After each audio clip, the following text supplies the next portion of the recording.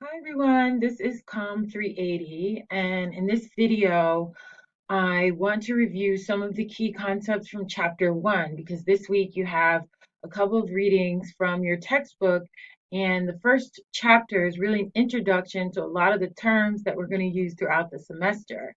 And you're going to need to know these terms in order to answer the questions from the online discussions, and you're also going to need them to participate effectively in class and also to be able to understand the readings and do your homeworks and papers for the rest of the semester. Okay, so let's review these. It's especially important if you don't have a background in social sciences, so that you get caught up on some of the terms that we do like to use in social science. Okay, so let's first start off with the difference between social scientists and critical cultural scholars. Okay, so social scientists are rooted in the natural sciences. So we tend to take our method, we tend to take our methodology from the scientific method, right? We have the hypothesis and the method and the results section and discussion. And we tend to think in terms of approaching problems or approaching research objectively. We tend to think that you can approach something objectively, and we strive to do that. You can think of the social scientist approach as more quantitative, in other words, numbers. And when social scientists are conducting their research, a lot of times they are using experiments or quantitative surveys, and they're trying to answer very specific questions, a lot of times about causation. So if I do X, will Y happen? Right?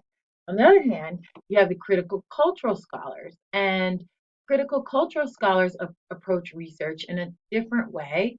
They approach it from the idea that objectivity cannot be achieved. So you're not really, you can't completely approach a problem from an objective standpoint, nor should you try.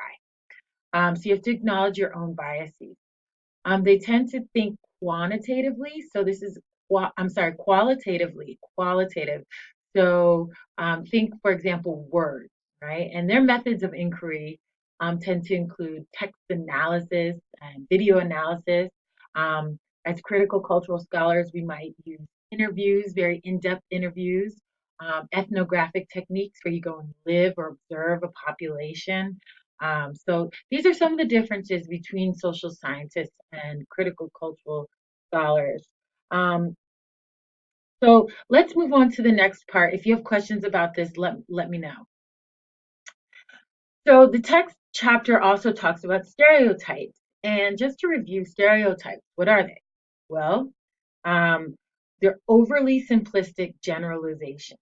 It can be good or bad, but positive stereotypes and negative stereotypes both can harm you. So stereotypes ignore the evidence when they're incorrect, right? Stereotypes tend to be exaggerated viewpoints and have erroneous beliefs. Um, Stereotypes can be harmful because they deny the presence and importance of individual characteristics. And that's why positive stereotypes can be harmful just like negative ones. So, what is prejudice? So, prejudice is when you have a negative attitude toward a group. So, think of a prejudgment. That's how I think of it. You're judging someone before you even get to know them. Prejudgment, that's prejudice. It's a negative thing. And then we have discrimination, right? So discrimination is acting on negative beliefs when people are treated unequally because of group membership, right? So you can say that stereotypes lead to prejudice, which can lead to discrimination. So that's one way to think of how these are related. So there's a YouTube video, which I won't play for you here, but I encourage you to visit it.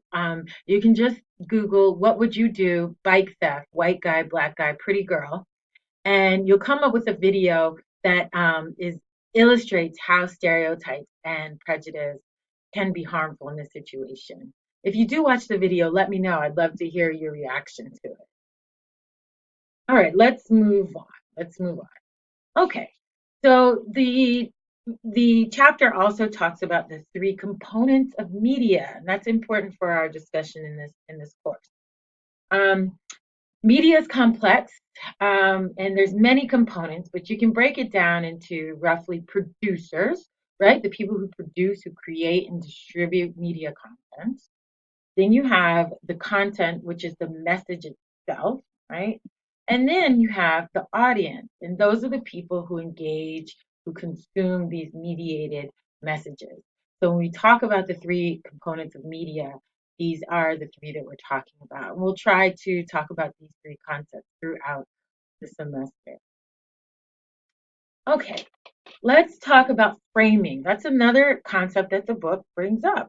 So framing is how we make sense of the world around us, how we contextualize and interpret events, um, how we make sense of things. So you can think of it like taking a picture, right? So let's say, let's take this object for example. So let's say I have a pair of sunglasses. From your point of view, you see the front of the sunglasses. So your frame is placing emphasis on these two lenses. From my point of view, my frame is from the back.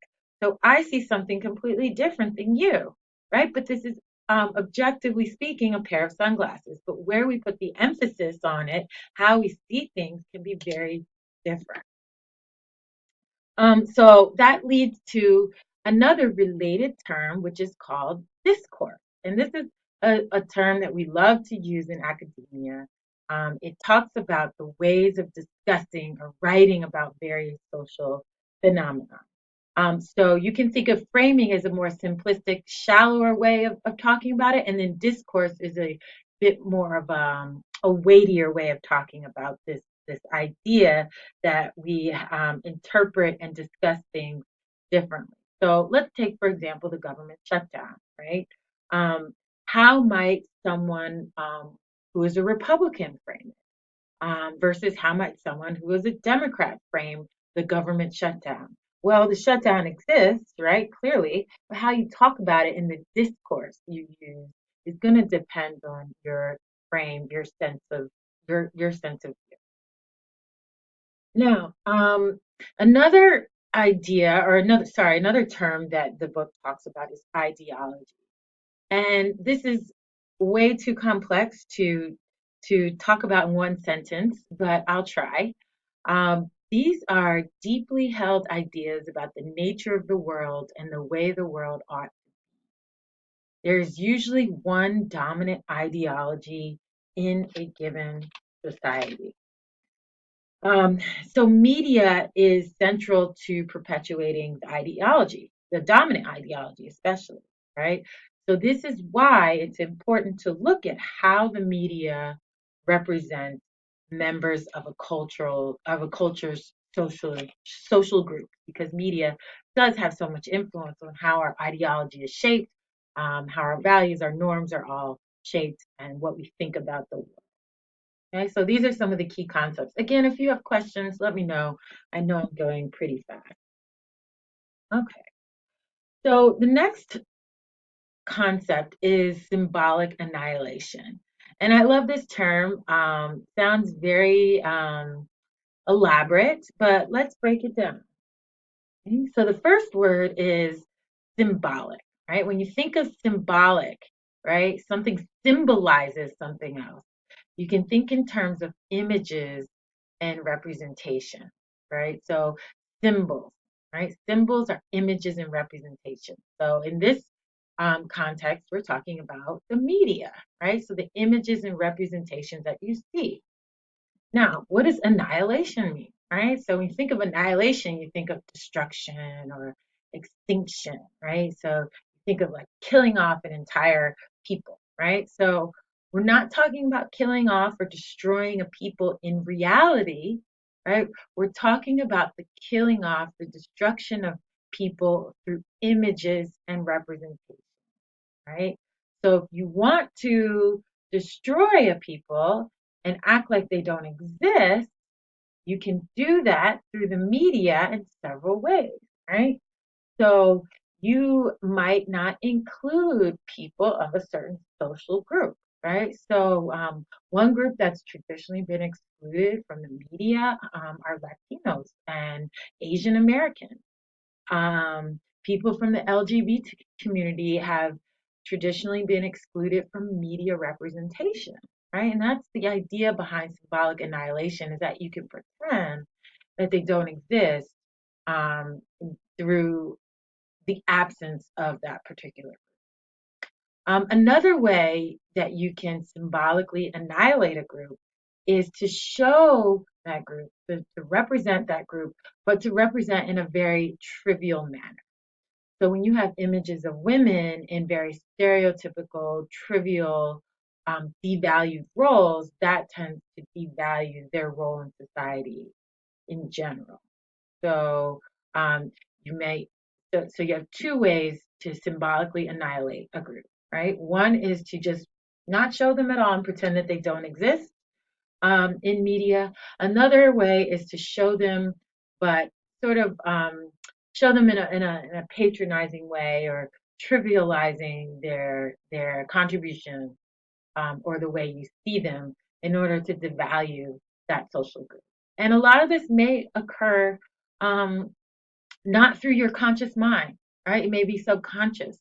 But this is a really key concept, and one of my favorites.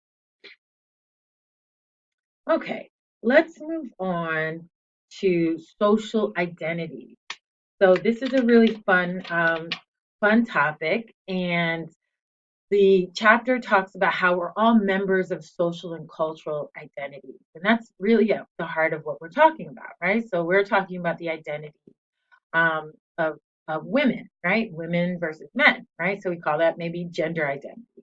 But what other identities can you think of? What social identities, cultural identities can you think of? I put together a list.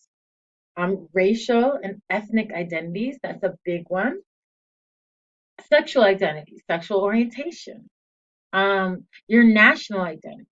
So maybe you are Mexican or American, or you're not European, Spanish, or maybe you are English or from Portugal. Gender identity, religious identity, that's another one, another common way people identify. Age identity. That's another one that we'll discuss throughout the semester, right? Age group. Your regional identity. So, what region are you from in the US? Very different to be from the Northeast and then to be from the Southwest, or even in different parts of Nevada, are different regions. So, social and cultural identity are very important. Now, let's talk about how these identities relate to one another, right? Because we're not just one single identity, right? And that brings us to this concept of intersectionality. This is the intersection of different identities that shape our experience, right? So we're all members of more than one social and cultural, right? I'm not just a woman, right? I'm not just a professor, right? I have different identities. I'm not just heterosexual. So, for example, I am a heterosexual woman of Black and Mexican descent.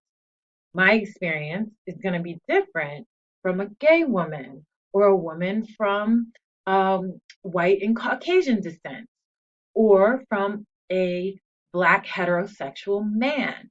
So, in other words, we have to bring these identities together, and how they intersect really shapes our experience, right? This is a big concept as well. We talk about it a lot in some of my other classes, but if you haven't had those, feel free to ask me about this concept more, right? And when you think about it, it makes a lot of sense. We're all multiple identities, and these really shape us, and how we view the world, and how we are viewed by the world. Okay, so I'm going to stop there because I am almost at my time limit, and I'll continue the rest in the next video, part two. So be sure to watch that one as well.